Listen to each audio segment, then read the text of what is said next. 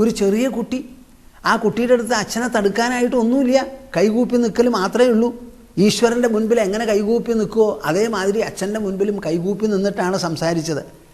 ആ അർഭകനെയും ത്വയാ വിമോചിത മൃത്യോഹോ, മരണത്തിൽ നിന്ന് അങ്ങയാൽ രക്ഷിക്കപ്പെട്ടു, അങ്ങ് രക്ഷിച്ചു, അത് ഭാഗ്യമെന്ന് പറയട്ടെ. രക്ഷിച്ചത് മാത്രമല്ല, ത്വാം സമിതോ അധുന, അങ്ങയെ മാത്രം ശരണം പ്രാപിച്ചതാ ആ കുട്ടി അടുത്ത് നിൽക്കണു.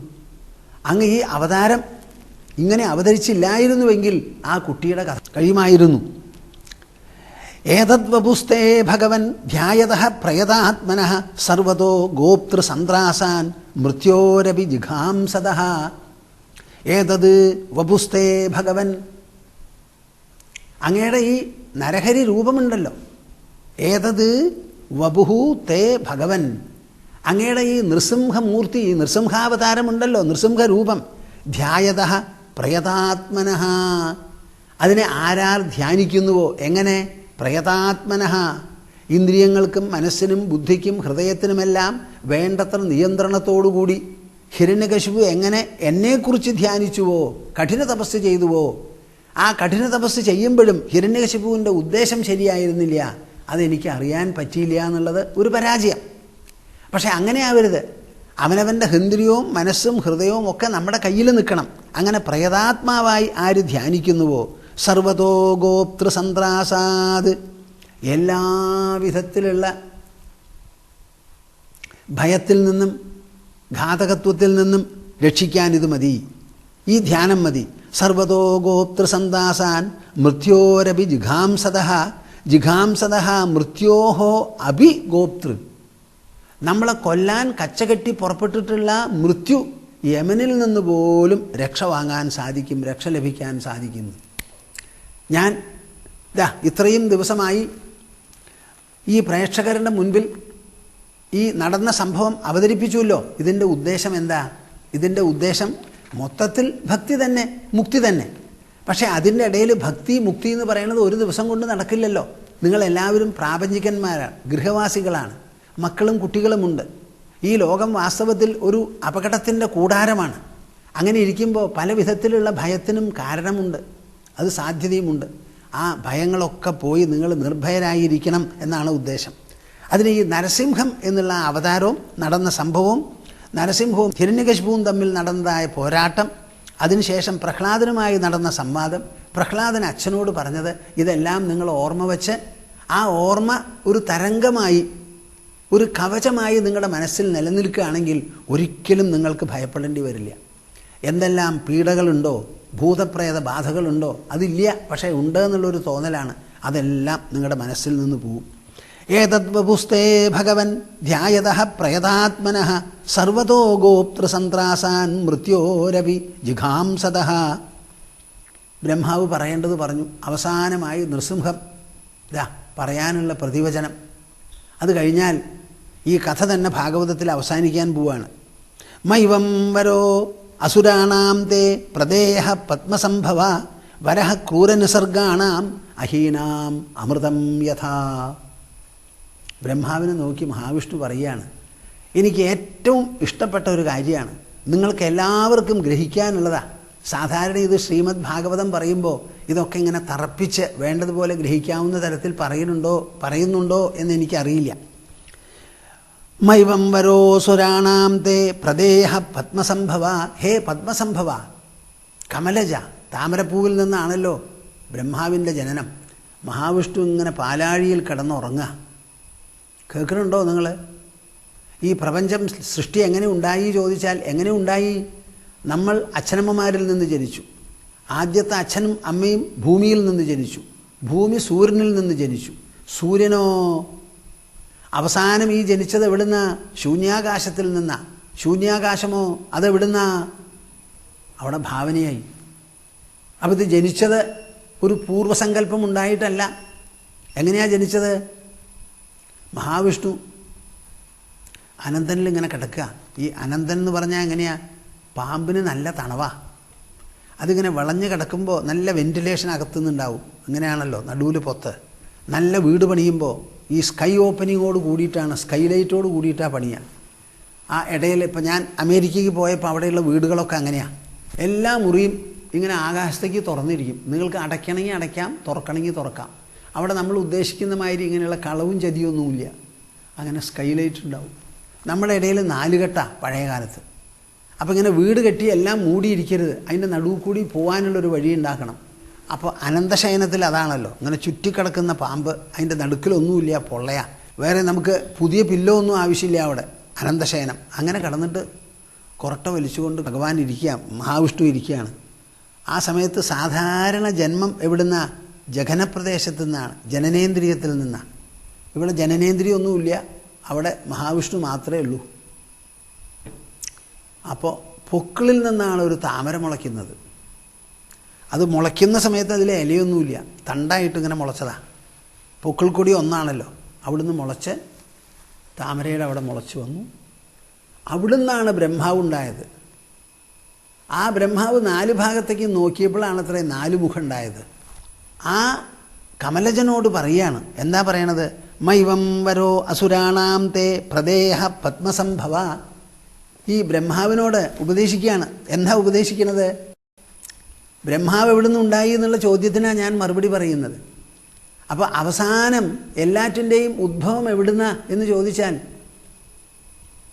ഒരു തരത്തിലുള്ള പ്രത്യക്ഷമോ ദൃശ്യമോ ആയിരിക്കുന്ന ഒരു ഹേതുവിൽ നിന്നല്ല, അദൃശ്യ ഹേതുവിൽ നിന്നാണ് ഉദ്ഭവം. അതിനെ സൂചിപ്പിക്കുന്നതാണ്. അപ്പോൾ ബ്രഹ്മാവ് പിന്നിലാണ് വരുന്നത്. അവിടെ അനന്തശയനവും മഹാവിഷ്ണുവും പൊക്കിളിൽ നിന്നൊരു താമരയും ഒക്കെ കഴിഞ്ഞിട്ടാണ് ബ്രഹ്മാവിൻ്റെ വരവ്. ആ പത്മസംഭവനോട് പറയാണ്, വരക്രൂരനുസർഗാണാം അഹീനാം അമൃതം യഥാ മൈവം വരോ അസുരാണാം തേ പ്രദേയ. ഈ മാതിരിയുള്ള അസുരന്മാരുണ്ടല്ലോ, അവർക്കൊന്നും അങ്ങ് ഇതേമാതിരി വരം കൊടുക്കരുത് കേട്ടോ. ചെയ്തത് വലിയ തെറ്റായി, പിഴവായി. ഈ വരം കൊടുത്തിട്ട് ഇപ്പോൾ എന്താ ഉണ്ടായത്? ക്രൂര ജന്തുക്കൾക്ക് വരം കൊടുത്താൽ, ക്രൂരന്മാർക്ക് വരം കൊടുത്താൽ സർപ്പത്തിന് പാല് കൊടുക്കുന്നത് പോലെയാണ്. അവർക്ക് സർപ്പത്തിന് അമൃത് കൊടുത്താൽ, അമൃത് സർപ്പത്തിനൊരു ഭക്ഷണമാണ്. ആ ഭക്ഷണം കൊടുത്താൽ കൂടുതൽ നല്ല ഡൈജഷനായി.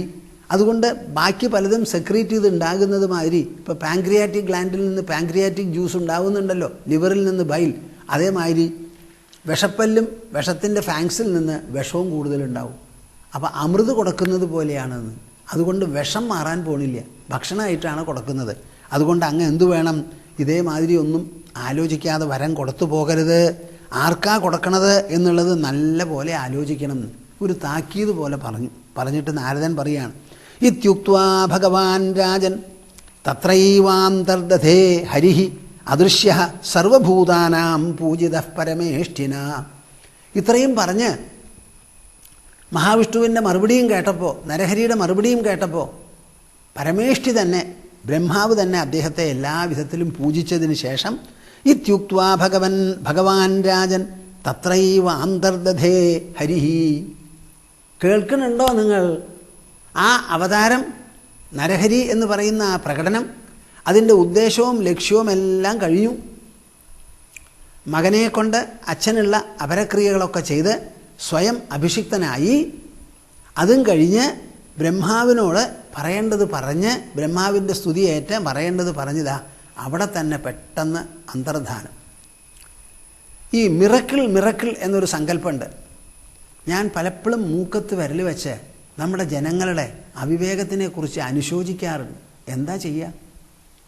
ആരെങ്കിലും ഒരാൾ വന്നു, എന്നിട്ടൊരു സ്വർണ്ണപ്പണ്ടം തന്നു, ഒരു വാച്ച് തന്നു, ഒരു ബിംബം തന്നു. നിങ്ങളൊക്കെ വിചാരിക്കണത് എന്താ? അയ്യോ അത് മിറക്കിളാണ്. എന്നിട്ട് എന്നോട് ചിലർ പറയുക, സ്വാമിജി അത് മിറക്കിളല്ലായിരുന്നുവെങ്കിൽ അത് മാഞ്ഞു പോയിട്ടുണ്ടാവില്ലേന്ന്. എനിക്ക് മറിച്ചാ പറയാനുള്ളത്.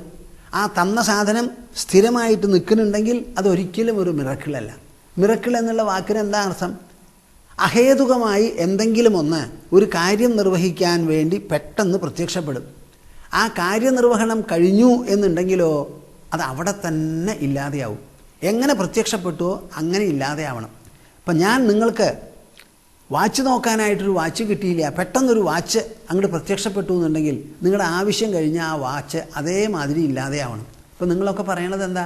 അവർ തന്നിട്ടുള്ള സാധനം എൻ്റെ കൂടെ ഉണ്ടല്ലോ, അതുകൊണ്ടത് മിറക്കിളാണെന്ന്. അതുകൊണ്ടത് മിറക്കിളല്ല. എവിടെയെല്ലാം ഇങ്ങനെ ഭാഗവതത്തിൽ പറയുന്നുണ്ടോ അവിടെയൊക്കെ നവയോഗികളെ പറ്റി പറയണത് കേട്ടോളൂ എന്താണെന്നുള്ളത്. ഇത്യുക്ത്വാ ഭഗവാൻ രാജൻ തത്രൈവാന്തർദധേ ഹരിഹി അദൃശ്യ സർവഭൂതാനാം പൂജിതഃ പരമേഷ്ഠിന. അപ്പം കാരണം പറയാൻ പറ്റാതെ പെട്ടെന്ന് പ്രത്യക്ഷമാകുന്നതോ പ്രകടമാകുന്നതോ ആണ് ഒരു അദ്ഭുത വസ്തു.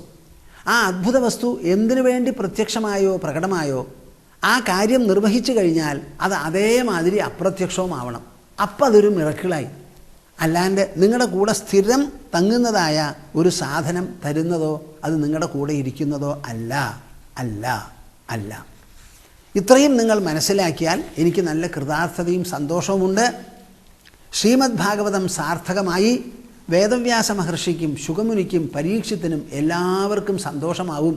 നിങ്ങൾ ഈ മാതിരിയുള്ള സന്ദേശങ്ങളും തത്വമൂല്യ സിദ്ധാന്തങ്ങളും വേണ്ടതുപോലെ ഗ്രഹിക്കുമെങ്കിൽ. നമ്മളിവിടെ എന്താ പറയുന്നത്? ഇപ്പോൾ നവയോഗി സംവാദത്തിൽ കരഭാജനൻ പറയുന്ന ഭാഗമാണ്. അഭീഷ്ടദോഹം എന്നൊരു വാക്കിൽ നിന്നാണ് ഞാനിത് മുഴുവൻ എടുത്തത്. ഈശ്വരൻ എങ്ങനെയാണ് ഭക്തന്മാരുടെ അഭീഷ്ടങ്ങളെ കാമധേനു കറക്കുന്നത് പോലെ ചൊരത്തുന്നത് പോലെ ചൊരന്ന് കറന്നെടുക്കാൻ നിങ്ങളോട് പറയുന്നത്. അവിടെ ഇപ്പം എന്തായി? ഒരു ഭാഗത്ത് ഹിരണ്യകശിപു അദ്ദേഹം ആവശ്യപ്പെട്ടതെന്തോ അത് കൊടുത്തു. ആ കൊടുത്തത് കൊണ്ട് ഹിരണ്യകശിപുവിന് വല്ല കേടുമുണ്ടായോ? ഉണ്ടായില്ല.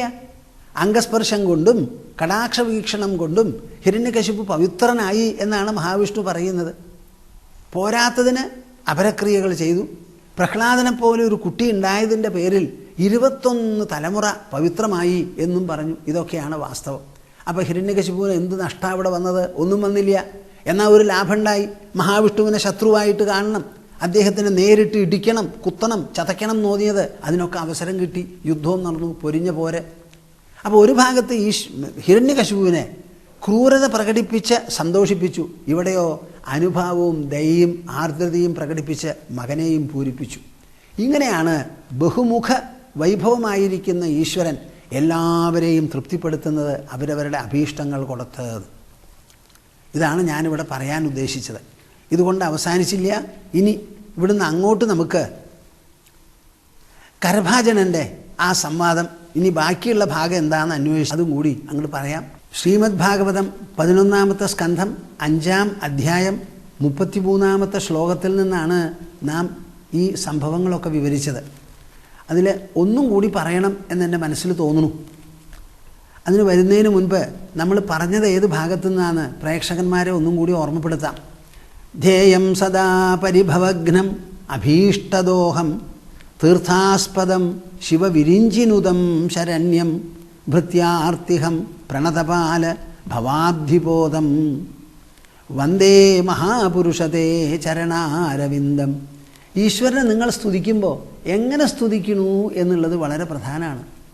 ആ ഈശ്വരനെ ഇവിടെ സ്തുതിക്കുന്ന സമയത്ത് കരഭാജനൻ പറയാണ് തീർത്ഥാസ്പദം. ആദ്യം പറഞ്ഞു പരിഭവഘ്നം അഭീഷ്ടദോഹം. എല്ലാ വിധത്തിലുള്ള പരിഭവങ്ങളും പോരായ്മകളും കുറകളും വിഷമങ്ങളും വീർപ്പുമുട്ടുകളും എല്ലാറ്റിനെയും നീക്കിത്തരുന്നവനാണ് ഈ ജഗതീശ്വരൻ. അതുമാതിരി ആഗ്രഹങ്ങളെ പൂരിപ്പിക്കുന്നവനുമാണ്. അഭീഷ്ടം മുഴുവനും തരുന്നവനാണ്. തീർത്ഥാസ്പദം. നമ്മൾ വല്ലയിടത്തും ചെന്ന് കുളിച്ച് ദേഹം ശുദ്ധി വരുത്തു എന്ന മാതിരിയല്ല. മനസ്സിന് ശുദ്ധി വരണം, ഹൃദയം ശുദ്ധമാകണം, അതിനുള്ള തീർത്ഥമാണ്. ശിവവിരിഞ്ചിനുദം. ശിവനും ബ്രഹ്മാവുമൊക്കെ ചെന്ന് നമസ്കരിക്കുന്ന ആളാണ് ശരണ്യം. ഈ ലോകത്തിലെല്ലാം കൂടി ഒരേ ആളെ ശരണം പ്രാപിക്കാൻ യോഗ്യനായിട്ടുള്ളൂ, ഒരു കേന്ദ്രമേ ഉള്ളൂ. ഭൃത്യാർത്ഥിഹം. ആ ഭൃത്യൻ്റെ ദുഃഖം മാറ്റുക. അതാണല്ലോ അവസാനം പ്രഹ്ലാദനോട് പറഞ്ഞ കാര്യം കൊണ്ട് നിർവഹിച്ചത്. നിൻ്റെ അച്ഛൻ മാത്രമല്ല പിതൃക്കളടക്കം 21 തലമുറ ശുദ്ധമായി എന്നാണ് പറഞ്ഞത്. അപ്പോൾ പ്രഹ്ലാദന് ഒരു വിധത്തിലുള്ള സങ്കടവും വേണ്ട. അച്ഛൻ മാത്രമല്ല, അച്ഛൻ്റെ അച്ഛനും അച്ഛൻ്റെ അച്ഛൻ്റെ അച്ഛൻ്റെ അച്ഛൻ്റെ അച്ഛനും എല്ലാവരും തന്നെ അവിടെ ശുദ്ധമായി എന്ന്. ഇതിലധികം ഭൃത്യൻ്റെ ആർത്തി ഇല്ലാതെയാക്കി തീർക്കാൻ, ദുഃഖമില്ലാതെയാക്കി തീർക്കാനുള്ള ഒരു ജാഗ്രത നിങ്ങൾക്ക് കാണാൻ പറ്റുമോ? പ്രണതപാല ഭവാബ്ധിബോധം. ആര് നമസ്കരിച്ച് ശരണം പ്രാപിച്ചോ ആ ആളെ രക്ഷിക്കാൻ എന്നും ഉദ്യുക്തനാണ്, തയ്യാറാണ്. ഭവാബ്ധിബോധം. ഈ സംസാര സമുദ്രം താണ്ടിക്കടക്കാനുള്ള ഒരു വലിയ കപ്പലാണ്. വന്ദേ മഹാപുരുഷതേ ചരണാരവിന്ദം. അങ്ങയുടെ ചരണാരവിന്ദത്തെ ഹേ മഹാപുരുഷ ഞാൻ വന്ദിക്കുന്നു. ഇങ്ങനെയാണ് കലിയുഗത്തിൽ പറയുക. അവിടെ യജ്ഞങ്ങളില്ല, യാഗങ്ങളില്ല, കാര്യമായിട്ടുള്ള തന്ത്രങ്ങളൊന്നുമില്ല. ഈശ്വരനെ സ്തുതിക്കുക, നാമം ജപിക്കുക. ശരണാഗതി വളർത്തിയെടുക്കുക. ഈ ശാസ്ത്രങ്ങളും ഇതിഹാസങ്ങളും പുരാണങ്ങളും ശ്രീമദ് ഭാഗവതവും ഒക്കെ വായിച്ചിങ്ങനെ കേൾക്കുക, പറയുന്നത് ഇങ്ങനെ കേൾക്കുക. ശ്രവണോപാസനയാണ് ഇവിടെ കൂടുതലും. ആ ശ്രവണം തൊട്ട് പിന്നെ അവിടുന്ന് അങ്ങോട്ട് വരാനുള്ള കാര്യങ്ങൾ വരികയും ചെയ്യാം. കുറേയൊക്കെ മനനം, കുറേയൊക്കെ കഴിഞ്ഞാൽ ധ്യാനം. ഇനി അടുത്ത ശ്ലോകം എന്താ കരഭാജനൻ പറയുന്നത്? ത്യക്വാ സുദുസ്ത്യജ സുരേപ്സിത രാജ്യലക്ഷ്മീം ധർമ്മിഷ്ഠ ആര്യവചസ യദഗാത് അരണ്യം മായാമൃഗം ദയിതയേപ്സിതമന്വധാവത് വന്ദേ മഹാപുരുഷതേ ചരണാരവിന്ദം. ഈ കലിയുഗം എന്ന് പറയുന്നത് വന്നത് എപ്പോഴാണ്? ശ്രീകൃഷ്ണൻ കൃഷ്ണപരമാത്മാവ് ശരീരം വിട്ട് ദ്വാപരയുഗത്തിൻ്റെ അവസാനത്തിൽ പോയതിനു ശേഷം ദ്വാരകയെ മുഴുവൻ സമുദ്രം വിഴുങ്ങി അവിടുന്ന് അങ്ങോട്ടാണ് കലിയുഗം ആരംഭിച്ചത്. അപ്പോൾ ഈ കലിയുഗം വന്നതോടുകൂടി പ്രകൃതങ്ങൾ ഒട്ടാകെ മാറി. അതിൽപ്പെട്ടതാണ് അതപ്പോൾ ഈ ജനാധിപത്യം എന്ന് പറയുന്ന ഒരു നില. ആദ്യം കുറച്ച് രാജാക്കന്മാരേ ഉള്ളൂ. ഇപ്പോൾ എം പിമാരും എം എൽ എമാരും അടക്കം എത്ര രാജാക്കന്മാരുണ്ട് എന്നൊന്ന് ആലോചിച്ച് നോക്കിക്കോളൂ. ഇവരൊക്കെ എം പിമാരും എം എൽ എമാരും ആകുന്നതിന് പ്രത്യേകമായിട്ടുള്ളൊരു പരിശീലനമൊന്നുമില്ല. ആർക്ക് വോട്ട് കിട്ടുമോ അവർക്ക് നിൽക്കാം. അപ്പോൾ അതിൻ്റെ കാര്യമൊക്കെ വളരെ വിശേഷപ്പെട്ടതാണ്. പഴയ കാലത്തോ അങ്ങനെയല്ല. അപ്പോൾ കലിയുഗം എന്ന് പറഞ്ഞാൽ നമ്മുടെ ഭാഗവതത്തിൻ്റെ ഭാഷയിൽ വളരെയധികം കുത്തഴിഞ്ഞു പോകുന്ന ഒരു കാലഘട്ടമാണത്. ആ കാലഘട്ടത്തിൽ നമുക്ക് എന്തെങ്കിലും ഒന്ന് ആശ്രയിക്കാനോ നമ്മെ രക്ഷിക്കാനോ ഉണ്ടെങ്കിൽ വന്ദേ മഹാപുരുഷതേ ചരണാരവിന്ദം, ഈശ്വരൻ്റെ പാദാരവിന്ദങ്ങൾ മാത്രമേ ഉള്ളൂ എന്നാണ് ആവർത്തിച്ച് പറയുന്നത്. അങ്ങനെയുള്ളതിൽ രണ്ട് വ്യക്തികളാണ് നമ്മുടെ മുൻപിൽ എപ്പോഴും വന്ന് നിൽക്കുന്നത്. ഒന്ന് ത്രേതായുഗത്തിൽ ജനിച്ച ശ്രീരാമചന്ദ്രൻ, ദ്വാപരയുഗത്തിൽ ജനിച്ച ശ്രീകൃഷ്ണൻ. ഇവർക്ക് രണ്ടു പേർക്കുമാണ് സ്ഥാനം.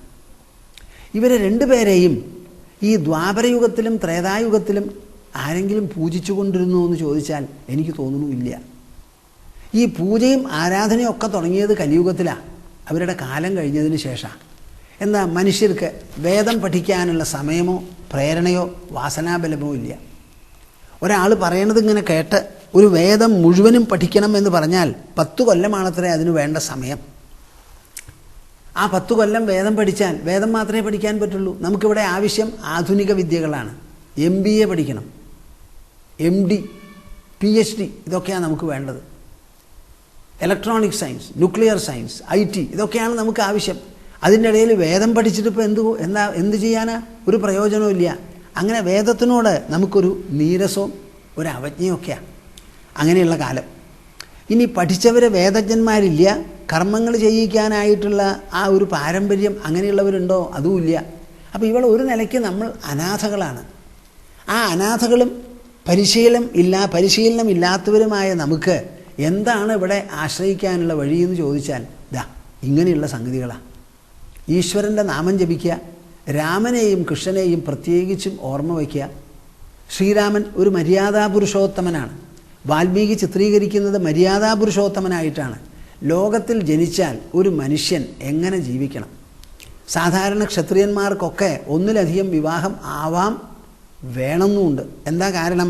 സ്ത്രീകളുടെ സംഖ്യ കൂടുതലും പുരുഷന്മാരുടെ സംഖ്യ കുറവുമാണ്. എപ്പോഴും യുദ്ധം ചെയ്ത് മരിക്കും. അപ്പോൾ ഒരു പുരുഷന് ഒരു സ്ത്രീ എന്ന് പറയുന്ന ഏകപത്നി വ്രതം സാധ്യമല്ല. അപ്പോൾ ബഹുപത്നികളാകാം. അതാണ് ക്ഷത്രിയന്മാരുടെ സ്വഭാവം. ശ്രീരാമനോ ഏകപത്നിയോടുകൂടി ജീവിച്ച ആളാണ്. ത്രേതായുഗത്തിലായിരുന്നു ജനനം. കലിയുഗത്തിൽ ജനിച്ചിട്ടുണ്ടെങ്കിൽ ഒരു പക്ഷേ ശ്രീരാമനും കൃഷ്ണനെ പോലെ കുറേ അധികം ആൾക്കാരുണ്ടായി എന്ന് വരാം. ആ രാമനും കൃഷ്ണനും അന്ന് ദൈവമായിട്ട് ആരും കൊണ്ടാടിയിട്ടുണ്ടായിരുന്നില്ല. കലിയുഗം വന്നപ്പോഴാണ് തുടങ്ങിയത്. അങ്ങനെയാണ് ഒരു ശ്രീമദ് ഭാഗവതം കൃഷ്ണനെക്കുറിച്ച് പ്രത്യേകമായിട്ട് എഴുതിയത്. ഭാരതത്തിലൊരു കൃഷ്ണനുണ്ട്.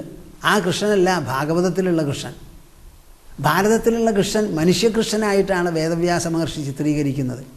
അങ്ങനെ ഒരു കൃഷ്ണൻ്റെ ആവശ്യമുണ്ട് എന്ന് കണ്ടപ്പോൾ ഭാഗവതത്തിൽ ആ കൃഷ്ണജന്മത്തെ മുൻകൂട്ടി ഒരു അശരീരി വാക്ക് പറഞ്ഞ് കംസനെ കൊല്ലാൻ വേണ്ടി ജനിച്ചതാണെന്ന് പ്രഖ്യാപിച്ച് 8ാം ജന്മമായി.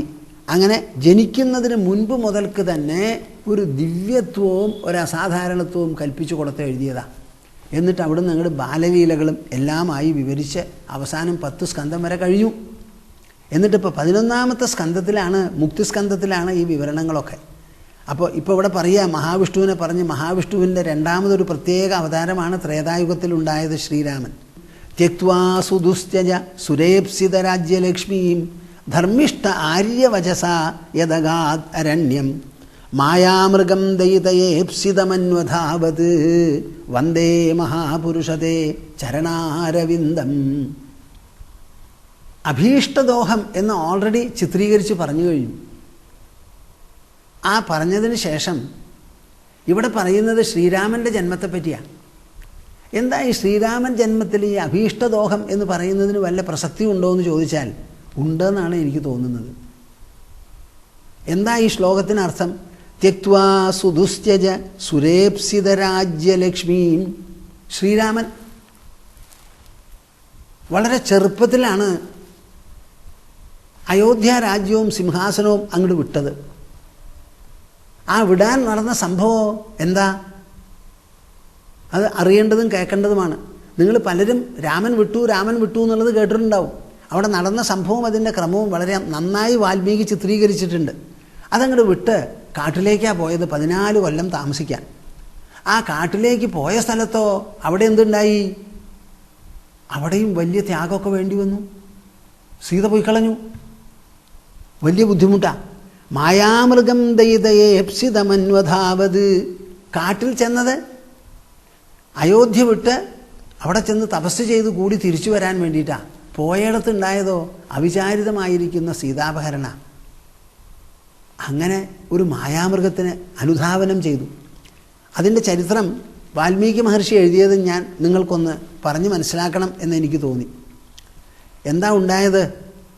ശ്രീരാമൻ്റെ ജീവിതത്തിൽ പലതുമുണ്ട് നല്ല കാര്യങ്ങൾ. എന്നാൽ പലരും അത് പറയുമ്പോൾ ആ രാമനെ മര്യാദാപുരുഷോത്തമനായി ചിത്രീകരിച്ചിരിക്കുന്നു എന്ന് പറഞ്ഞാൽ, ഒരു ശരിയായിട്ടുള്ള മനുഷ്യൻ ലോകത്തിൽ ജീവിക്കുമ്പോൾ എങ്ങനെയൊക്കെ ജീവിക്കും? അതാണ്. എന്തെങ്കിലും തരത്തിലുള്ള ചില തകരാറുകളും പെട്ടെന്നുള്ള വിചാരഗതികളും ഇല്ലാതെ ആരും ഉണ്ടാവില്ല. അപ്പോൾ ശ്രീരാമൻ്റെ ജീവിതത്തിൽ അങ്ങനെയൊക്കെ ഉണ്ടായിട്ടുണ്ട്. അതെല്ലാം ഞാൻ പറയുന്നില്ല. ഇതിന് പ്രസക്തമായ ഒരു കാര്യം പറയാം. ദശരഥ മഹാരാജാവ് ശ്രീരാമന് അഭിഷേകം ചെയ്യാൻ തീരുമാനിച്ചു. അതെങ്ങനെയാണ് തീരുമാനിച്ചത്? എൻ്റെ സ്വന്തം അഭിപ്രായമാകരുത് എന്ന് വിചാരിച്ച് വലിയൊരു സദസ്സ് വിളിച്ചു കൂട്ടി. അതിൽ ട്രൈബൽ റെപ്രസെൻറ്റേറ്റീവ്സ് വരെ ഉണ്ടായിരുന്നു. എന്ന് പറഞ്ഞാൽ എന്താ? വനവാസികളടക്കം എല്ലാവരെയും വിളിച്ച് രാജ്യത്തിൻ്റെ പ്രജകളുടെ പ്രതിനിധികൾ എന്നുള്ള നിലയ്ക്ക് ഒരു വലിയ യോഗം കൂട്ടിയിട്ട് അവരോട് പറയുകയാണ്, എനിക്ക് വയസ്സായി, ഞാൻ സിംഹാസനത്തിൽ നിന്ന് വിരമിക്കാം എന്ന് വിചാരിക്കുന്നു. അതുകൊണ്ട് ഒരാളെ നമുക്ക് യുവരാജാവായിട്ട് അഭിഷേകം ചെയ്യണം എന്ന് ആലോചിക്കുന്നു. ആരെയാ നിങ്ങളുടെ അഭിപ്രായത്തിൽ വേണ്ടത്? എന്താ കാരണം? 4 പുത്രന്മാരുണ്ട്. ആ 4 പുത്രന്മാരിൽ ആരാണ് വേണ്ടതെന്ന് ആ കൂടിയിട്ടുള്ള സദസ്സിനോട് ചോദിച്ചു. അപ്പോൾ അതിൽ അറിവുള്ളവരും മുതിർന്നവരും പരിചയസമ്പന്നരും സംശയമില്ലാത്തവരും ചിന്തിക്കാൻ പ്രാപ്തിയുള്ളവരും എണീറ്റ് നിന്ന് പറഞ്ഞു, ഒരു സംശയവും കൂടാതെ ശ്രീരാമനാണ് എന്ന്. അപ്പോൾ ദശരഥൻ ചോദിക്കേ, നിങ്ങളെന്താ പെട്ടെന്ന് ഇങ്ങനെ രാമൻ എന്ന് പറഞ്ഞത്? അപ്പം ഞാൻ നല്ലപോലെ രാജ്യം ഭരിക്കുന്നില്ല എന്നുണ്ടോ? ഇങ്ങനെ പെട്ടെന്ന് രാജാവേ കുറച്ച് കാലവും കൂടി ആയിക്കൂടെ എന്നൊക്കെയല്ലേ ചോദിക്കണ്ടേ? അങ്ങനെയല്ലല്ലോ ചോദിച്ചത്. രാമൻ ഒരൊറ്റ വാക്ക് പറയല്ലേ ചെയ്തേ. ഓ, അതിന് കാരണമുണ്ട്. എന്താ കാരണം? ഈ ശ്രീരാമൻ ഞങ്ങളുടെ മുൻപിൽ കൂടി കാട്ടിലേക്ക് വേട്ടയാടാറുണ്ട്. പോകുമ്പോഴും വരുമ്പോഴും ഒക്കെ ഞങ്ങൾ ഇടയ്ക്കിടയ്ക്ക് കാണാറുണ്ട്. ഞങ്ങൾ മുതിർന്നവരെ ആരെ കണ്ടാലും കുതിരയിൽ നിന്ന് താഴത്തിറങ്ങി നമസ്കരിച്ച് അനുഗ്രഹം മേടിച്ചിട്ടേ പോകാറുള്ളൂ. അപ്പോൾ ശ്രീരാമൻ്റെ പെരുമാറ്റത്തിനെ പറ്റി ഞങ്ങൾക്ക് നല്ലോണം അറിയാം, പറഞ്ഞു കേട്ടിട്ടുമുണ്ട് രാജധാനിയിൽ നടക്കുന്നത് എന്താണെന്ന്. ഞങ്ങളുടെ അഭിപ്രായത്തിൽ ശ്രീരാമനാണ് ഇതിന് ഉത്തമമായിരിക്കുന്ന പാത്രം, അതാണ് പറഞ്ഞത് എന്ന് പറഞ്ഞു അത്രേ. ദശരഥന് സന്തോഷമായി. അങ്ങനെ സന്തോഷമായി. അഭിഷേകം ചെയ്യണം. ആ അഭിഷേകം എന്ന് പറഞ്ഞാൽ യുവരാജാഭിഷേകം ശ്രീരാമന് ചെയ്യുമ്പോൾ അത് അയോധ്യ മുഴുവനും ഉത്സവമായി കണക്കാക്കി എല്ലാവരും പങ്കെടുക്കേണ്ടതാണ്. ബാക്കി എല്ലാവരും പങ്കെടുക്കുന്ന കാര്യം അവിടെ ഇരിക്കട്ടെ. ശ്രീരാമന് 3 സഹോദരന്മാരുണ്ടല്ലോ, ഭരതനും ലക്ഷ്മണനും ശത്രുഘ്നനും. ആ 3 സഹോദരന്മാരവിടെ ഇരിക്കണ്ടേ? പക്ഷേ മഹാരാജാവ് എന്തു ചെയ്തു? എനിക്കൊരു സ്വപ്നം കണ്ടു, ഞാൻ അധികകാലം ഇനി ഇരിക്കില്ല എന്നാണ് തോന്നണത്, അതുകൊണ്ട് പെട്ടെന്ന് അഭിഷേകം ചെയ്യാം എന്ന് വിചാരിച്ചു. ആ പെട്ടെന്ന് അഭിഷേകം ചെയ്യാം എന്ന് വിചാരിച്ചപ്പോൾ ഇന്നത്തെ കാലത്തെ മാതിരി ഹെലികോപ്റ്ററും പ്ലെയിനൊന്നും ഇല്ല കേട്ടോ. കേകയ രാജ്യത്തിലേക്ക് ഭരതനും ശത്രുഘ്നനും പോയിരിക്കുന്ന സമയമാണ്. കേൾക്കുന്നുണ്ടോ നിങ്ങൾ? കേകയ രാജ്യത്തിലേക്ക് അയോധ്യ വിട്ട് ഭരതനും ശത്രുഘ്നനും കുതിരപ്പുറത്ത് പോയിരിക്കുന്നതാണ്. കുതിരസവാരി മാത്രമേ അന്നുള്ളൂ. ആ സമയത്താണ് രാജാവിനത് തോന്നിയത്. എന്ന് വെച്ചാൽ എന്താ അർത്ഥം? ഭരതനും ശത്രുഘ്നനും ഇല്ലാതെ തന്നെ തൻ്റെ മകനെ യുവരാജാവായി അഭിഷേകം ചെയ്യണം എന്ന് വിചാരിച്ചു. ഈ വാൽമീകി ഒരു മഹാകവിയാണ് കേട്ടോ. അപ്പോൾ അദ്ദേഹത്തിൻ്റെ എഴുത്തിലും വിവരണത്തിലും എല്ലാ തരത്തിലും സൂചനയുണ്ടാവും. എന്തിനാ ദശരഥൻ ഇങ്ങനെ വിചാരിച്ചത്? ഓണം വരണമെങ്കിൽ ഒരു മൂലം വേണമല്ലോ, ഒന്നുമില്ലാതെ നടക്കില്ലല്ലോ. കൈകേയിയെ കല്യാണം കഴിക്കുമ്പോൾ കേകയ രാജാവ് പറഞ്ഞിട്ടുണ്ടായിരുന്നു, എന്ത്? അങ്ങയ്ക്ക് 2 പത്നിമാരുണ്ട്. ആ 2 പത്നിമാർക്ക് ഇനിയും ഗർഭമുണ്ടാകാൻ സാധ്യതയുണ്ട്. അവർക്ക് മക്കളില്ല. അതുകൊണ്ട് മക്കളുണ്ടാവണം എന്ന് വിചാരിച്ചിട്ടാണല്ലോ എൻ്റെ മകളെ ആവശ്യപ്പെടുന്നത്. ഞാൻ തരാം. പക്ഷേ എൻ്റെ മകളെ തരുമ്പോൾ ഒരു കാര്യം തീർച്ചയാണ്, കൈകേയിക്ക് പുത്രനുണ്ടായാൽ ആ പുത്രനെ അഭിഷേകം ചെയ്യണം എന്ന്. അതിൻ്റെ ഇടയിൽ ഇനി കൗസല്യയ്ക്കും സുമിത്രയ്ക്കും കുട്ടി ഉണ്ടായി എന്നുണ്ടെങ്കിലോ എൻ്റെ മകനെ തള്ളാൻ പാടില്ല, കൈകേയിയുടെ മകനെ തള്ളരുതെന്ന്. അത് സമ്മതിച്ചു ആവാമെന്ന്. എന്നിട്ട് ഉണ്ടായതോ 4 കുട്ടികളാ, 3 പത്നിമാർ. അപ്പോൾ കൈകേയിക്ക് ഒരു ഭരതൻ എന്നൊരു കുട്ടിയുണ്ടല്ലോ. ഈ ഭരതൻ ഇവിടെ ഉണ്ടായാൽ തകരാറാവും. അതുകൊണ്ട് ഭരതനും ശത്രുഘ്നനും ഇല്ലാത്ത സമയത്ത് ഈ അഭിഷേകം നടത്തുക നല്ലത്. അതാണ് ഒരു മുൻകരുതലെന്ന് മഹാപാപം ആ രാജാവിന് തോന്നി. അതന്യാ പഴവും.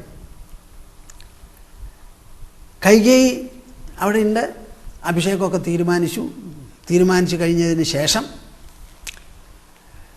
അഭിഷേകത്തിന് വേണ്ടി തലേ ദിവസം മുതൽക്ക് വ്രതവും ഉപവാസമൊക്കെ എടുത്തിട്ടുണ്ട്. എന്നിട്ട് ശ്രീരാമനും സീതയും ഉപവസിച്ച് പിറ്റേ ദിവസം കുളിച്ച് ദശരഥൻ്റെ ആജ്ഞ വരൂ എന്ന് പറഞ്ഞിട്ടുള്ള ആജ്ഞ കാത്തിരിക്കുക. ആ കാത്തിരിക്കുന്ന സമയത്ത് വിളിയില്ല, ഒരു വർത്തമാനവും ഇല്ല അച്ഛൻ്റെ. സൂര്യൻ ഉദിച്ചു, ഇങ്ങനെ പൊന്തി, മണി 9 10 ഇതെന്ത് പറ്റിയപ്പാ? അന്ന് പെട്ടെന്ന് ഓടിച്ചാടി മക്കൾ അച്ഛൻ്റെ അടുത്ത് ചെല്ലില്ല, അച്ഛൻ മക്കളുടെ അടുത്തും ചെല്ലില്ല. അതിനൊക്കെ ഒരു ചിട്ടയാണ്. അച്ഛനൊരു രാജധാനിയിൽ, മക്കൾ വേറെ രാജധാനികളിലാവും. അവർ സമയം നോക്കിയൊക്കെ ചെല്ലുള്ളൂ, അങ്ങനെ ഓടി ചെല്ലില്ല. എന്താ അച്ഛൻ ഒന്നും പറഞ്ഞയക്കാത്തതെന്ന് വിചാരിച്ച് വളരെ വ്യാകുലചിത്തനായിരിക്കുമ്പോഴാണ് കൈകേയി പറഞ്ഞത് രാമനെ കാണണമെന്ന്. അവിടെ ചെന്നപ്പോഴോ അച്ഛൻ ഉരുണ്ട് കിടക്കുക, മിണ്ടറില്ല. മകനെ കാണുമ്പോഴേക്കും എഴുന്നേറ്റ് ആലിംഗനം ചെയ്ത് നെറ്റിയിൽ ചുംബനം ചെയ്യുന്ന അച്ഛനാണ്, മിണ്ടറില്ല. കൈകേയിയാണ് മറുപടി. എന്തു പറ്റി ചോദിച്ചപ്പോൾ അച്ഛന് തൻ്റെ വാക്കിനെ ചൊല്ലിയുള്ള വിഷമാണ് എന്നൊക്കെ പറഞ്ഞതിന് ശേഷം അവസാനം എന്താ ആവശ്യം പറയട്ടെ, ഞാൻ പറഞ്ഞാൽ നീ കേൾക്കുമോ എന്നൊക്കെ ചോദിച്ച് അവസാനം കൈകേയി പറയാണ്, സപ്ത വർഷാണി ദണ്ഡകാരണ്യമാശ്രിത അഭിഷേകമിമം ത്യക്ത്വാ ജടാജിനധരോ വസ. കേൾക്കുന്നുണ്ടോ നിങ്ങൾ? സപ്ത വർഷാണി എന്ന് പറഞ്ഞാൽ 7 14 വർഷം. ദണ്ഡകാരണ്യം ആശ്രിത. ദണ്ഡകാരണ്യം എന്ന് പറഞ്ഞാൽ മധ്യപ്രദേശിലാണ്, അയോധ്യ എന്ന് പറഞ്ഞാൽ UP-യിലാണ്. അവിടുന്ന് ദണ്ഡകാരണ്യത്തിൽ ചെന്ന് അവിടെ തന്നെ കൂടണം. അഭിഷേകം ഇമം ത്യക്ത്വാ, ഇന്നിപ്പോൾ നടക്കാൻ വെച്ചിട്ടുള്ള അഭിഷേകത്തിന് വിട്ട് ജടാജിനധരോ വസ.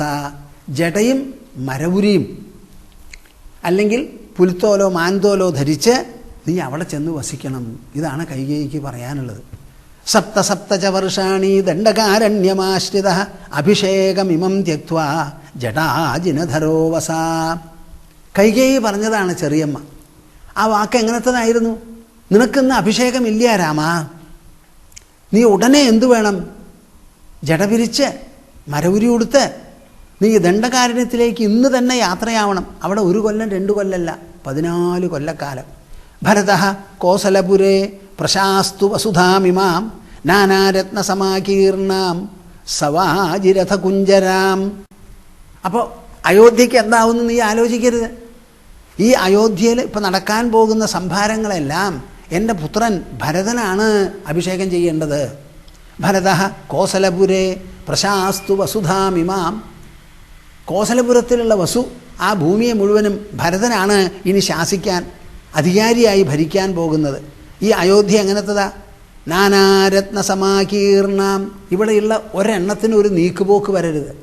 ഈ അയോധ്യ മുഴുവനും ഇതേപോലെ ഇരിക്കണം. ഇതൊന്നും ഒരു സാധനം എടുത്തുകൊണ്ട് പോകാമെന്ന് വിചാരിക്കരുത്. സവാജിരഥ കുഞ്ചരാം. ഉള്ള തേരും കുതിരയും ആനയും എല്ലാം അങ്ങനെ തന്നെ നിൽക്കും. അതിൻ്റെയൊക്കെ അധിപൻ എൻ്റെ ഭരതനാ. ഇതാണ് പറഞ്ഞത്. ഭരതഃ കോസലപുരേ പ്രശാസ്തു വസുധാമിമാം നാനാരത്ന സമാകീർണാം സവാജിരഥ കുഞ്ചരാം. ഇത് എൻ്റെ ആജ്ഞയാണ്, ഇത് തരാൻ നിർബന്ധിതനാണ്, ഇത് നിറവേറ്റാൻ നിർബന്ധിതനാണ് നിൻ്റെ അച്ഛൻ. രാമൻ ഉടനെ ചോദിച്ചു അത്രേ, നിങ്ങളെല്ലാവരും ഇത് കേൾക്കുന്നുണ്ടോ? നിങ്ങളുടെ കുട്ടികളോട് പറയും, അഭിഷേകം ചെയ്യാൻ തീരുമാനിച്ചിരിക്കുന്നു. കൈകേയി വിളിച്ച് പറയുകയാണ്, 14 കൊല്ലം നീ കാട്ടിലേക്ക് പോകണം, എൻ്റെ മകൻ രാജാവാകണം എന്ന് പറഞ്ഞാൽ എൻ്റെ പൊന്നുമോനെ നീ എന്തു പറയും? ഞാൻ ചോദിക്കാറുണ്ട്. ഇന്നാൾ ചോദിച്ചപ്പോൾ കുട്ടികളാ എല്ലാവരും പറഞ്ഞു ഇല്ല ഞാൻ പോവില്ല എന്ന്. അതിൻ്റെ ഇടയിൽ ഒരാൾ പറയുന്നു, സ്വാമിജി ഞാൻ പോവുന്നു. അമേരിക്കയിൽ ചെന്ന് ചോദിച്ചപ്പോൾ ഒരു കുട്ടി പറഞ്ഞു ഞാൻ പോവുന്നു. അപ്പം എല്ലാവർക്കും ഉള്ളത് മനുഷ്യൻ്റെ മനസ്സാണ്. ആ മനസ്സ് നിങ്ങൾ വിചാരിക്കുന്നത് പോലെ ഊച്ചാളിയല്ല, അത് ദുർബലമല്ല. അതിൻ്റെ ഉള്ളിൽ നിന്ന് എത്ര ധൈര്യം വേണമെങ്കിലും എത്ര ധർമ്മരുചി വേണമെങ്കിലും ഉണ്ടാവും. എന്ത് തീരുമാനമെടുക്കാനും ശക്തമാണ്. നമ്മുടെ കയ്യിന് നീളം കുറവുള്ളൂ, വണ്ണം കുറവുള്ളൂ. മനസ്സിന് വിശാലതയ്ക്ക് ഒരു കുറവുമില്ല, ആഴത്തിന് ഒരു കുറവുമില്ല. ആകാശത്തോടു കൂടി തട്ടിച്ചു നോക്കിയാൽ നമ്മുടെ മനസ്സ് ആകാശത്തിനേക്കാൾ വിപുലവും ഗാഠവുമാണ്. ഇത് നിങ്ങൾ മനസ്സിലാക്കണം. ഉടനെ രാമൻ ചോദിച്ചു അത്രേ, ഇത് നേരിട്ട് എന്നോട് പറയാൻ ഭഗവതിക്ക് എന്താണ് വിഷമം? എൻ്റെ നില എന്താണെന്നറിയോ കൈകേയി ചെറിയമ്മേ? അഹം ഹി സീതാം രാജ്യം ച പ്രാണാനിഷ്ടാൻ ധനാനി ച ഹൃഷ്ടോ ഭ്രാത്രേ സ്വയം ദദ്യാം ഭരതായ പ്രചോദിത. ചെറിയമ്മയ്ക്ക് അറിയില്ല ഭരതൻ എത്രത്തോളം കണ്ണിലുണ്ണിയാണ് എനിക്ക് എന്ന് ഭഗവതിക്ക് അറിയില്ല. ഭരത അഹം ഹി സീതാം രാജ്യം ച. ശ്രദ്ധിക്കുന്നുണ്ടോ ഈ പദങ്ങളൊക്കെ? ഞാൻ സീതയെയും രാജ്യത്തെയും പ്രാണാനിഷ്ടാൻ ധനാനി ച, എൻ്റെ പ്രാണങ്ങളെയും ഇഷ്ടപ്പെട്ട ധനത്തെയും ഐശ്വര്യത്തെയും എല്ലാം എങ്ങനെ വിടും? ഹൃഷ്ടോ ഭ്രാത്രേ സ്വയം ദദ്യാം. വളരെ സന്തോഷത്തോടുകൂടി എൻ്റെ ഭ്രാതാവായിരിക്കുന്ന ഭരതന് അപ്രചോദിത, ഒരാളുടെ പ്രേരണയും ഉത്സാഹവും നിർബന്ധവും ഇല്ലാതെ എല്ലാം ഞാൻ ത്യജിക്കാൻ തയ്യാറാണ്. അത്ര കണ്ണിലുണ്ണിയാണ് ഭരതൻ എനിക്ക് എന്ന്. അഹം സീതാം രാജ്യം ച പ്രാണാനിഷ്ടാൻ ധനാനി ച ഹൃഷ്ടോ ഭ്രാത്രേ സ്വയം ദദ്യാം ഭരതായ പ്രചോദിത. എന്നോട് ചെറിയമ്മ പറഞ്ഞിട്ട് വേണ്ട, സ്വയം ദദ്യാം എന്നാണ് പറയണത്. ഞാൻ തന്നെ അങ്ങോട്ട് കൊടുത്തോളാം. യാവൻ മാതരമാപൃച്ഛേ സീതാം ചാനുനയാമ്യഹം തതോ അദ്യൈവ ഗമിഷ്യാമി ദണ്ഡകാനാം മഹദ്വനം. ഇനിയിപ്പോൾ എനിക്ക് കാട്ടിലേക്ക് പോകണമല്ലോ. ചെറിയമ്മ സംശയിക്കുകയേ വേണ്ട. ഇന്ന് സൂര്യാസ്തമനത്തിന് മുമ്പ് രാമൻ അയോധ്യ വിട്ട് കഴിഞ്ഞിരിക്കും. സൂര്യാസ്തമനത്തിന് മുമ്പ് എന്നാണ് പറഞ്ഞത്. യാവൻ മാതരമാപൃച്ഛേ സീതാം ച അനുനയാമ്യഹം. ആദ്യമായിട്ട് എനിക്ക് ചെന്ന് അമ്മയോട് പറയണം, അമ്മയെ കൊണ്ട് സമ്മതിപ്പിക്കണം. ഞാൻ സമ്മതിപ്പിച്ചോളാം. സീതാം ച അനുനയാമ്യഹം, സീതയെ അനുനയിപ്പിക്കണം. തതോ അദ്യൈവ ഗമിഷ്യാമി ദണ്ഡകാനാം മഹദ്വനം. അതൊക്കെ കഴിഞ്ഞ് ഇന്ന് തന്നെ ഞാൻ മഹദ്വനമായിരിക്കുന്ന ദണ്ഡകാരണ്യത്തിലേക്ക് ചെന്നോളാം എന്നാണ് പറഞ്ഞത്. എനിക്ക് പറയാനുള്ളത് എന്താണെന്ന് വെച്ചാൽ, വാൽമീകി മഹർഷിയാണല്ലോ ഇത് എഴുതിയിരിക്കുന്നത്. രാമന് ഒരു ശരീരം, ഒരു മനസ്സ്, ഒരു ബുദ്ധി, ഒരഹങ്കാരം. പ്രേക്ഷകരായ നിങ്ങൾക്ക് എല്ലാവർക്കും അതേ രാമനുള്ളതുപോലെ ഒരു ശരീരം, ഒരു മനസ്സ്, ഒരു ബുദ്ധി, ഒരഹങ്കാരം നിങ്ങൾക്കും ഉണ്ട്. ആ മനസ്സുകൊണ്ടുള്ള നിശ്ചയമാണ്. നമ്മുടെ ശരീരം 21 വയസ്സ് കഴിഞ്ഞാൽ പിന്നെ വളരില്ല, വളർച്ച നിന്നു. മനസ്സ് എപ്പോഴും വളർന്നുകൊണ്ടിരിക്കും. ആ വളരുന്ന മനസ്സിൽ നിന്ന് എന്ത് നിശ്ചയമോ എന്ത് ത്യാഗമോ എന്ത് ഗ്രഹണമോ നമുക്ക് ചെയ്യാൻ സാധിക്കും. അത് വ്യക്തികളിലുള്ള വ്യത്യാസം കൊണ്ടാണ് ഇത് സാധിക്കാത്തത്. കൈകേയി എപ്പോഴൊക്കെ ഇങ്ങനെ പറഞ്ഞോ ഉടനെ രാമൻ നിശ്ചയിച്ചു ഞാൻ പോകാമെന്ന്. ആ നിശ്ചയം ഒരു നിമിഷം കൊണ്ടെടുത്തതാണ്. പക്ഷേ അത് നടപ്പിലാക്കാൻ 14 വർഷം വേണം. അങ്ങനെ പൊടുന്നനെ ക്ഷണം കൊണ്ട് നിശ്ചയമെടുക്കാൻ നമുക്ക് മനസ്സിന് ശക്തിയുണ്ട്. ആ ശക്തി അന്തർഗതമാണ്. അത് എടുക്കുന്നുണ്ടോ, പ്രയോഗിക്കുന്നുണ്ടോ, വിനിയോഗിക്കുന്നുണ്ടോ എന്നുള്ള ചോദ്യത്തിനാണ് മറുപടിയിൽ വ്യത്യാസം. അത് വ്യക്തിഗതമായ വ്യത്യാസങ്ങളാണ്. അപ്പം നിങ്ങൾ ആരും വിചാരിക്കരുത് നമ്മുടെ മനസ്സ് ദുർബലമാണെന്ന്. അതിന് ആകാശം ഭേദിക്കത്തക്ക വിധത്തിലുള്ള നിശ്ചയമെടുക്കാം. നമ്മുടെ ഗംഗാദത്തനുണ്ടല്ലോ, ശന്തനുവിൻ്റെ പുത്രൻ. ശന്തനു ഒരു മുക്കുവ പെൺകുട്ടിയെ കണ്ട് മോഹിച്ചു. അത് കാരണം ഉറക്കവും ഇല്ല, ദീർഘശ്വാസമായി. എന്താ അച്ഛന് പറ്റിയെന്ന് ചോദിച്ചാൽ അച്ഛൻ മകനോട് പറയില്ലല്ലോ. നേരിട്ട് പോയി മറ്റുള്ളവർ അറിഞ്ഞ് ആ പെൺകുട്ടിയുടെ അച്ഛനുമായി സംസാരിച്ച് അച്ഛൻ എന്തു പറഞ്ഞു, കല്യാണം കഴിച്ചു കൊടുക്കാൻ ഞാൻ തയ്യാറാണ്, പക്ഷേ നിങ്ങളൊരു കാര്യം മനസ്സിലാക്കണം, ഇത് സമാനമായിരിക്കുന്ന കുടുംബങ്ങൾ തമ്മിലുള്ള ഒരു വിവാഹബന്ധമല്ല, അതുകൊണ്ട് നിങ്ങളൊക്കെ രാജാക്കന്മാരാ, ഞാൻ മുക്കുവനാ. അപ്പോൾ എൻ്റെ പെൺകുട്ടി വന്നാൽ അവളെ മുക്കുവ പെൺകുട്ടിയായിട്ടേ നിങ്ങൾ കാണുള്ളൂ. അതിലെങ്ങാനും കുട്ടികളുണ്ടായാൽ ആ കുട്ടിക്ക് രാജപട്ടം കിട്ടണം. അതിനെന്താ വിരോധം? രാജപട്ടം തന്നുകളയാം, ഞാനല്ലേ തടസ്സം, ഞാൻ ആവശ്യപ്പെടില്ല. അങ്ങയുടെ മകൾക്ക് എൻ്റെ അച്ഛൻ കല്യാണം കഴിച്ചതിന് ശേഷം കുട്ടി ഉണ്ടായാൽ ആ കുട്ടി ആൺകുട്ടിയാണെങ്കിൽ അവന് തന്നെ കുരുസിംഹാസനം എന്ന് പറഞ്ഞു. അത് പറഞ്ഞതുകൊണ്ടായില്ലല്ലോ. ഗംഗാദത്തൻ ഇത് പറയുന്നു. ഗംഗാദത്തൻ കല്യാണം കഴിഞ്ഞ് കുട്ടികളുണ്ടായ ആ കുട്ടികൾ ഈ പറഞ്ഞ വാഗ്ദത്തം അവർക്ക് ബാധകമല്ലല്ലോ. ഞങ്ങളുടെ അച്ഛൻ അത് പറഞ്ഞു, അതിന് ഞങ്ങൾക്കെന്താന്ന് പറഞ്ഞാൽ അവർ വകവയ്ക്കില്ലല്ലോ. ഉടനെ ആ സെക്കൻഡിൽ പറഞ്ഞു ഗംഗാദത്തൻ, ഞാൻ നിത്യബ്രഹ്മചാരിയാണ്, വിവാഹം കഴിക്കില്ല എന്ന്. കേൾക്കുന്നുണ്ടോ നിങ്ങൾ? ഇത് ഭാരതത്തിൻ്റെ കഥയാണ്, ഭാരതീയരുടെ കഥയാണ്. നമ്മുടെ ഭാരതീയർ എന്ന് പറഞ്ഞാൽ മനഃപ്രഭാവത്തിൻ്റെ പര്യായങ്ങളാണ് ഇവിടെയുള്ള സന്താനങ്ങൾ. നമ്മുടെ മനസ്സിന് മതിൽ കെട്ടാൻ ഒരൊറ്റ ആളും നോക്കണ്ട. ആ അച്ഛനോടുള്ള ബഹുമാനം, അച്ഛന് വേണ്ടത് നിർവഹിക്കണം. ഞാൻ ആദ്യം പുത്രനാണ്, പുത്രൻ എന്നുള്ള നിലയ്ക്ക് അച്ഛനിൽ നിന്ന് ജനിച്ചവനാണ്.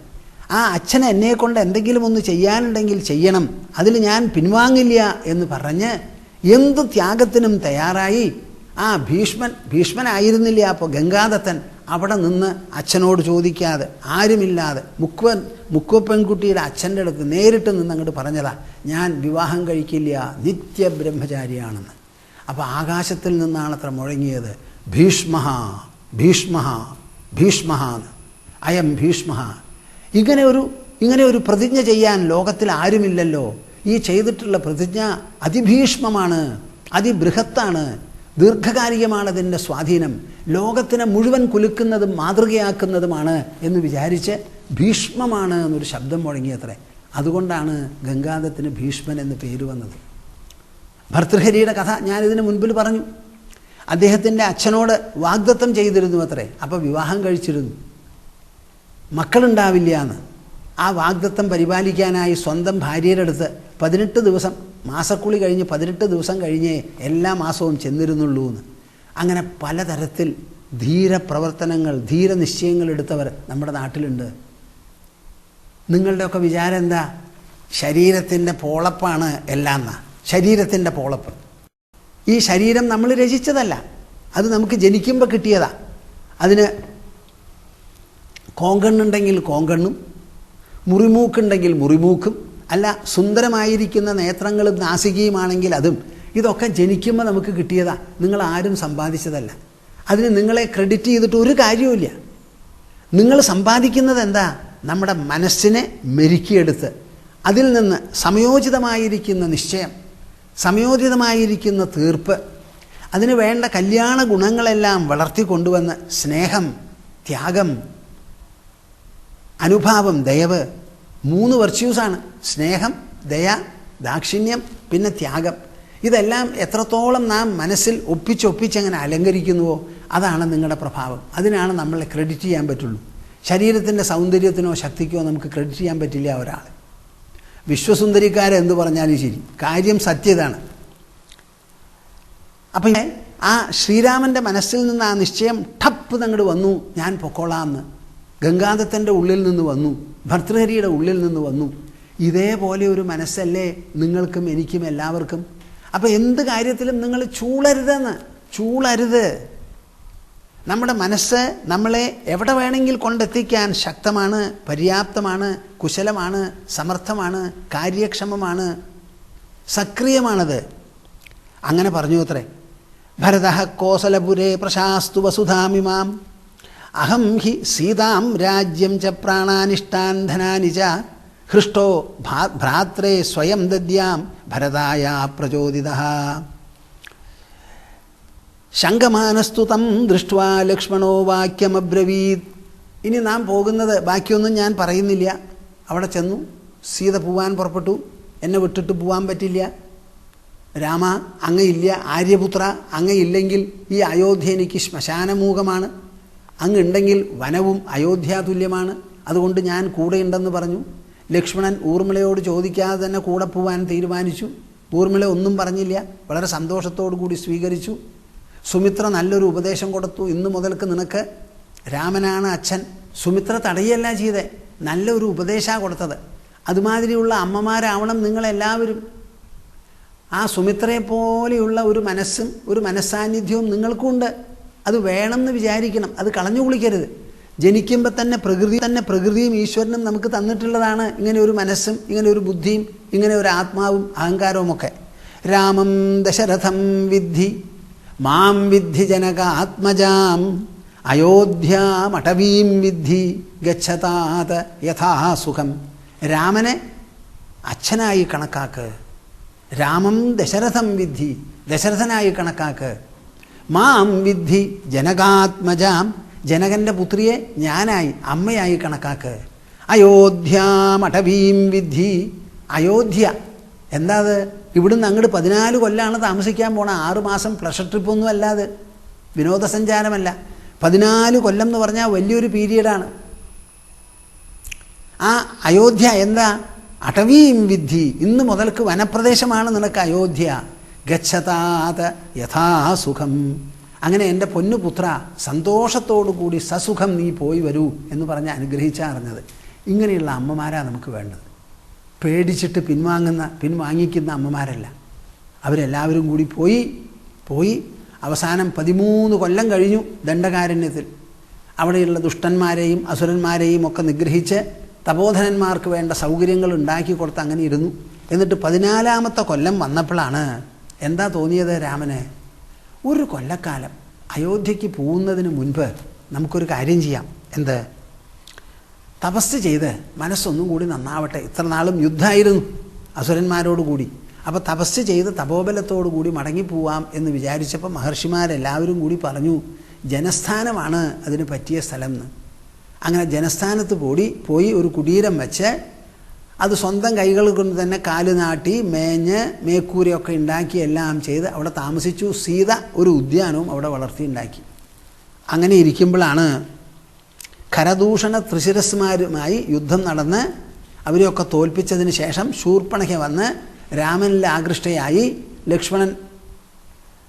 രാമൻ ലക്ഷ്മണൻ്റെ അടുക്ക് പറഞ്ഞയച്ച് അവസാനം ലക്ഷ്മണൻ അംഗവൈകല്യം വരുത്തി. ആ സ്ത്രീ ഓടിച്ചെന്ന് ഗതിയില്ലാതെ രാവണൻ്റെ അടുത്ത് പറഞ്ഞ് രാവണനെ പ്രേരിപ്പിച്ച് ഇതെന്താ ഇവിടെ കിടന്നുറങ്ങണത്, ഇതെന്ത് മര്യാദയാ എന്നൊക്കെ പറഞ്ഞ് നിൻ്റെ അന്തഃപുരം പൂർണ്ണമാകണമെങ്കിൽ അഴകിയായിരിക്കുന്ന ഒരു സീതയുണ്ട്, അവളെ കിട്ടിയേ തീരൂ എന്ന് പറഞ്ഞ് അങ്ങനെയാണ് രാവണന് സീതയിൽ ഒരു അഭിലാഷം ജനിച്ചത്, കാണാത്ത സീതയിൽ. അതൊക്കെ കഴിഞ്ഞു, നിങ്ങൾക്ക് അറിയാവുന്ന കഥയാണ്. അങ്ങനെ ഇരിക്കുമ്പോഴാണ് മാരീചനെ പറഞ്ഞയച്ചത്. മാരീചൻ എന്ത് ചെയ്തു? ഒരു സ്വർണ്ണമാനായി സീതയുടെ ഉദ്യാനത്തിൽ പ്രത്യക്ഷപ്പെട്ടു. ആ പ്രത്യക്ഷപ്പെട്ട് ഇങ്ങനെ ഇടയ്ക്കൊന്നിങ്ങനെ തിരിഞ്ഞു നോക്കും, ഒന്ന് വാലൊക്കെ ഒന്ന് ഇളക്കും. ആകം കണ്ടം മുഴുവനും സ്തംഗമയമാ, സ്വർണ്ണമയമാ. എന്തിനു പറയണു? സീത വല്ലാതെ മോഹിച്ച് ഭ്രമിച്ചു പോയി. കേൾക്കുന്നുണ്ടോ നിങ്ങൾ? ജനകപുത്രി, ജനക മഹർഷി വളർത്തിക്കൊണ്ടുവന്ന സീതയാണ് ഇങ്ങനെ മോഹിച്ചത്. ഈ മോഹം അതാരോട്? ഒരു സ്വർണ്ണമാനോട്. എന്തു പറഞ്ഞിട്ടാ സീത വന്നത്? ആര്യപുത്ര, അങ്ങയുടെ സാന്നിധ്യത്തിൽ എനിക്ക് ഒന്നും ആവശ്യമില്ല എന്ന്. ഇപ്പം ശ്രീരാമൻ്റെ സാന്നിധ്യമുണ്ട്, അപ്പോഴും പൊന്മാൻ വേണമെന്ന് തോന്നി. ഈ മനസ്സിൻ്റെ കോലാട്ടങ്ങൾ നിങ്ങൾ മനസ്സിലാക്കുന്നുണ്ടോ? ആ സ്വർണ്ണമാനെ കണ്ട് പറഞ്ഞു ശ്രീരാമനോട് വേണമെന്ന്. അപ്പോൾ ശ്രീരാമൻ വന്ന് വേണമെന്ന് ജനകപുത്രി പറഞ്ഞപ്പോൾ പ്രകൃത്യ ഭർത്താക്കന്മാരെന്ത് ചെയ്യും? അത് നിറവേറ്റാൻ നോക്കും. അങ്ങനെ ഇരിക്കുമ്പോൾ ലക്ഷ്മണൻ ഇടപെട്ട് സംസാരിക്കുന്നതാണ്. ശങ്കമാനസ്തു തം ദൃഷ്ട്വാ ലക്ഷ്മണോ വാക്യമബ്രവീത് തമൈവൈനമഹം മന്യേ മാരീചം രാക്ഷസം മൃഗം. അയ്യോ അയ്യോ എൻ്റെ ജ്യേഷ്ഠ, ശങ്കമാനസ്തു തം ദൃഷ്ട്വാ, എനിക്ക് ഈ സ്വർണ്ണമാന നോക്കുമ്പോൾ മനസ്സിൽ സംശയമാണ് തോന്നുന്നത്. അങ്ങനെ മനസ്സിൽ സംശയം തോന്നിക്കൊണ്ട് ലക്ഷ്മണ വാക്യം അബ്രവീത്, ലക്ഷ്മണൻ നല്ല ഒരു വാക്യം സംസാരിച്ചു അത്രേ, പറഞ്ഞു അത്രേ. തമേവൈനമഹം മന്യേ മാരീചം രാക്ഷസം മൃഗം.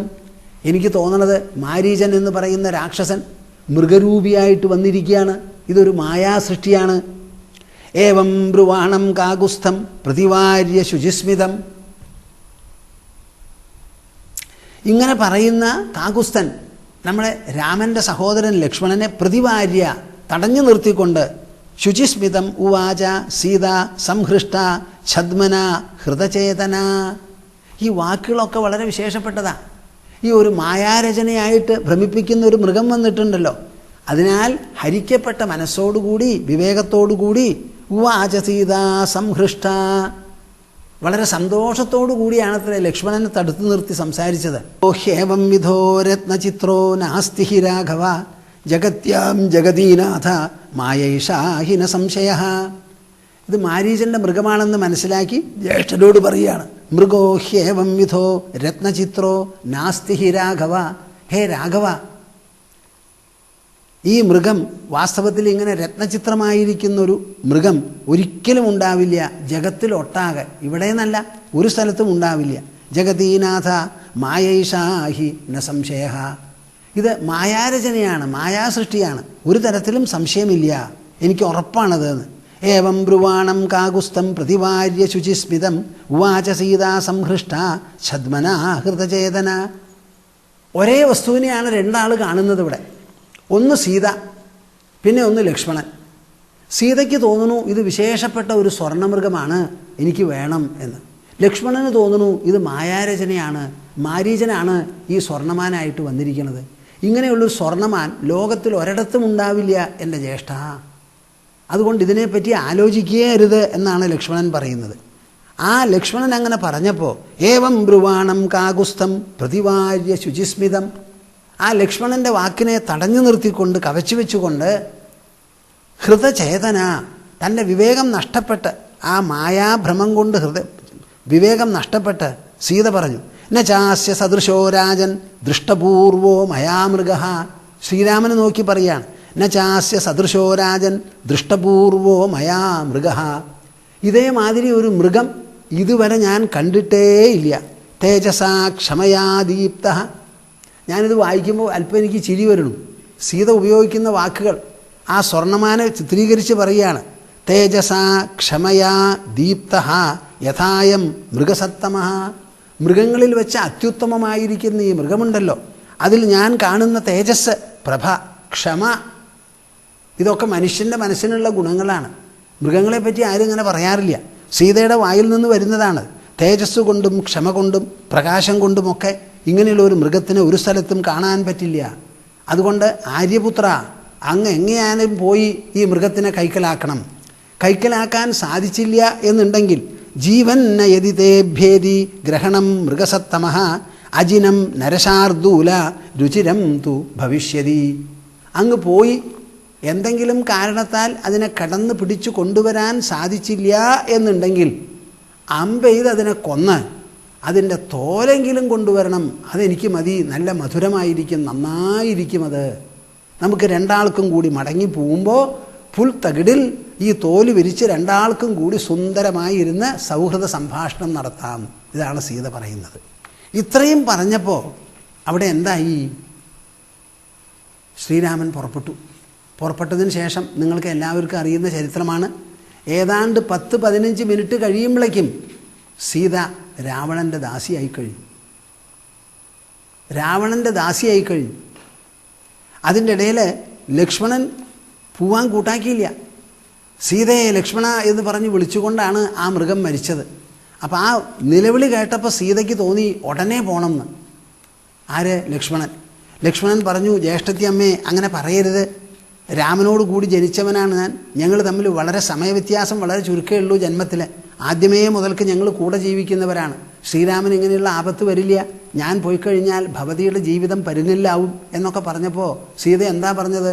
നീ വെറുതെ ഒന്നുമല്ല ശ്രീരാമൻ്റെ കൂടെ കാട്ടിലേക്ക് പുറപ്പെട്ടത്, ഞങ്ങൾക്ക് തുണാന്ന് പറഞ്ഞിട്ട്. തുണയൊന്നുമല്ല, നിൻ്റെ ഉദ്ദേശം എന്നിലുള്ള കണ്ണാണെന്ന്. ഇത്രയും പറഞ്ഞാൽ പിന്നെ അവിടെ ഒരു പുരുഷന് നിൽക്കാൻ പറ്റില്ലല്ലോ, ഒരു സ്ത്രീ പറഞ്ഞു കഴിഞ്ഞാൽ. അപ്പോൾ വനദേവതകൾ രക്ഷിക്കട്ടെ എന്ന് പറഞ്ഞിട്ടാണ് പോയത്. അതിനു മുൻപോ സീത പേടിപ്പിക്കുകയും ചെയ്തു. എന്താ പേടിപ്പിച്ചത്? എങ്ങാനും രാമന് വല്ലതും വന്നു എന്ന് പറഞ്ഞാൽ നിനക്കെന്നെ കിട്ടില്ല, ഞാൻ ഈ ഗോദാവരിയിൽ എടുത്തു ചാടി മരിക്കുന്നു. ഇത്രയും പറഞ്ഞു ഈ സീത. ഇത് സീതയെ സംബന്ധിച്ചിടത്തോളം. ശ്രീരാമനെ സംബന്ധിച്ചിടത്തോളം എന്താ? അഭീഷ്ടദോഹം എന്നാണോ ഞാൻ പറഞ്ഞത്. സീത ഇങ്ങനെ പറഞ്ഞപ്പോൾ അത് നിർവഹിക്കാം എന്ന് പറഞ്ഞ് ശ്രീരാമൻ പുറപ്പെട്ടു. അതെന്താ ഉദ്ദേശം? ജനകപുത്രി സാധാരണ ഒരു അഭിലാഷവും എന്നോട് പറയാറില്ല. ഇതിങ്ങനെ പറഞ്ഞപ്പോൾ അത് നിറവേറ്റിക്കളയാം. ഇനി നീ പറയുന്നത് മാതിരി അതൊരു മായാമൃഗമാണ്, മാരീചനാണെന്ന് വന്നാലോ അവനെ കൊല്ലും വേണം, ഞാൻ കൊന്നിട്ട് മടങ്ങി വരാം എന്ന് പറഞ്ഞിട്ടാണ് പോയത്. അപ്പോഴും കൂടി ശ്രീരാമൻ്റെ മനസ്സിൻ്റെ ഉള്ളിൽ തൻ്റെ ദൈതയുടെ അഭിലാഷം നിർവഹിക്കണമെന്ന ആ നിർവഹിക്കാൻ വേണ്ടി പുറപ്പെട്ട് എന്തായി? അവിടുന്ന് അങ്ങനെയുള്ളതൊക്കെ പല വിധത്തിലുള്ള വിഷമങ്ങളാണ്. അത് രാമജീവിതത്തിൻ്റെ ഒരു പ്രത്യേകതയാണ്. ഒരു കാര്യവും കൂടി രാമജീവിതത്തിൽ പറയണം. എന്താ? അഭീഷ്ടദോഹം എന്ന് പറയുന്നതിന് എന്താ അർത്ഥം? സീത നഷ്ടപ്പെട്ടു, രാവണൻ കൊണ്ടുപോയി. സീതാന്വേഷണത്തിൽ രണ്ടാളും പുറപ്പെട്ടു. അവസാനം അവർ ഋഷ്യമൂകത്തിൻ്റെ അടുത്ത് ചെന്നപ്പോഴാണ് സുഗ്രീവൻ മുകളിൽ നിന്ന് നോക്കി, ഈ രണ്ടുപേരെ ഒരു പുതിയ വേഷക്കാരിവിടെ വന്നിട്ടുണ്ടല്ലോ, ബാലി പറഞ്ഞയച്ചതാവോ എന്നൊക്കെ സംശയിച്ചു. അവസാനം ഹനുമാനോട് അവിടെ ചെല്ലാൻ പറഞ്ഞു. ഹനുമാൻ ഒരു താപസവേഷം ധരിച്ചാണ് താപസവേഷമുള്ളവരുടെ അടുത്ത് ചെന്നത്. ഭംഗിയായി സംസാരിച്ച് ഹനുമാൻ്റെ വർത്തമാനം അവർക്ക് നല്ലപോലെ പിടിച്ചു. ഈ ആൾ വിശ്വസ്തനാണെന്ന് തോന്നി. അങ്ങനെ ഹനുമാൻ്റെ ചുമലിൽ കയറിയാണ് സുഗ്രീവൻ്റെ അടുത്ത് പോയി. പെട്ടെന്ന് സുഗ്രീവൻ സഖ്യം നടത്തിയത്. അവിടെയും ശ്രീരാമൻ്റെ മനസ്സിൽ എന്താ? സുഗ്രീവൻ്റെ ജീവിതത്തിൽ എന്തെങ്കിലും അഭാവങ്ങളോ തകരാറുകളോ ഉണ്ടെങ്കിൽ അത് പരിഹരിക്കണമെന്നാണ്. ആ പരിഹരണം എന്താ? സുഗ്രീവനെ ആട്ടിയോടി സുഗ്രീവൻ്റെ ഭാര്യയെ വാലി കയ്യിൽ വെച്ചുകൊണ്ടിരിക്കുന്ന സമയമാണ്. പക്ഷേ സുഗ്രീവനെ കൊണ്ട് ബാലിയോട് യുദ്ധം ചെയ്യാൻ പറ്റില്ല. സംഭവം നടന്നതോ ഒരു തെറ്റിദ്ധാരണയിലാണ്. അപ്പോൾ സുഗ്രീവനായിട്ട് സഖ്യം ചെയ്ത് സുഗ്രീവനെ സഹായിക്കാനൊക്കെ തീരുമാനിച്ചു. അവസാനം ബാലിയെ നേരിട്ട് ബാലിയെ കൊന്നില്ല. ബാലിയിൽ അമ്പ് ചെയ്ത് ബാലി അവിടെ കിടക്കുക. ആ കിടക്കുന്ന സമയത്ത് ശ്രീരാമൻ അടുത്ത് ചെന്നപ്പോൾ ബാലിയുടെ മൂർത്ത ചോദ്യങ്ങളാണ് ഓരോന്നായിട്ട്. അപ്പോൾ ശ്രീരാമൻ്റെ ജീവിതത്തിൽ എല്ലാവരും പറയുന്നത് എന്താണെന്ന് വെച്ചാൽ ഈ ബാലിയെ ഒളിയമ്പ് ചെയ്ത് കൊന്നത് വളരെ തെറ്റിയെന്നാണ്. നല്ല രാമായണം പറയുന്നവർ പോലും എഴുതുന്നവർ പോലും പറയും ശ്രീരാമൻ്റെ ജീവിതത്തിൽ അതൊരു ബ്ലോട്ട് തന്നെയാണ് എന്നൊക്കെ പറയാറുണ്ട്. പക്ഷെ ഞാൻ പലപ്പോഴും വിചാരിക്കും, നിങ്ങൾക്ക് അങ്ങനെ തോന്നുന്നതിന് മുൻപ് വാൽമീകി മഹർഷിക്ക് തോന്നിക്കാണണമല്ലോ. ഈ വാൽമീകി കണ്ണിലുണ്ണിയായി തൻ്റെ മടിയിൽ നിന്ന് ഇറക്കി വിട്ട ഒരു രാമനെയല്ലേ നിങ്ങൾക്കറിയുള്ളൂ. ഈ രാമന് മുൻപ് എത്രയോ രാജകുമാരന്മാർ ഇക്ഷ്വാകു വംശത്തിൽ ഉണ്ടായി കാണും. അതിൽ പലരും രാമനെ പോലെ നല്ലവരുമായിരിക്കാം. അവരെ പറ്റിയിട്ടൊന്നും നമുക്കറിയില്ല. നമുക്കറിയുന്ന രാമൻ വാൽമീകി രാമനാണ്. ആ തപോധനൻ്റെ തൂലിക രചിച്ചിട്ടുള്ള രാമനെ നമുക്കറിയുള്ളൂ. അപ്പോൾ വാൽമീകിക്ക് കണ്ണിലുണ്ണിയായിരിക്കുന്ന ഈ ശ്രീരാമനിൽ വാസ്തവത്തിൽ ഈ വാലിവധം ഒരു തെറ്റായിരുന്നുവെങ്കിൽ അദ്ദേഹത്തിൻ്റെ മനസ്സിലല്ലേ അത് മുമ്പ് തോന്നുക. അപ്പം നിങ്ങളിങ്ങനെ പെട്ടെന്ന് രാമായണം വായിക്കുന്നവരെ ഓടിച്ചാടി ഒരു തീരുമാനങ്ങൾക്കൊന്നും വരരുത്. വാലിയെ കൊന്നത് ശരിയോ തെറ്റോ, ഒളിയമ്പ് ചെയ്തത് എന്നൊരു ചോദ്യമുണ്ട്. ആ ചോദ്യത്തിന് വാലിയും രാമനും തമ്മിലൊരു സംവാദം നടക്കുന്നുണ്ടല്ലോ. അത് തന്നെ പോരെ അതിന് സാക്ഷ്യം വഹിക്കാൻ.